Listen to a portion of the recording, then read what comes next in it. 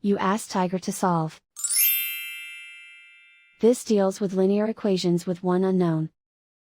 The final result is x equals -6. Let's solve it step by step. Simplify the expression. Expand the parentheses. Group like terms. Multiply the coefficients. Simplify the arithmetic. Group like terms. Combine like terms.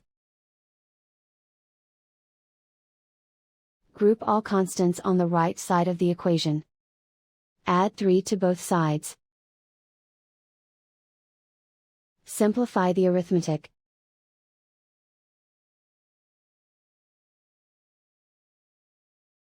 Isolate the x. Multiply both sides by -1.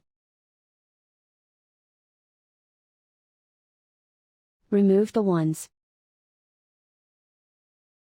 Simplify the arithmetic. And so the final result is x equals -6.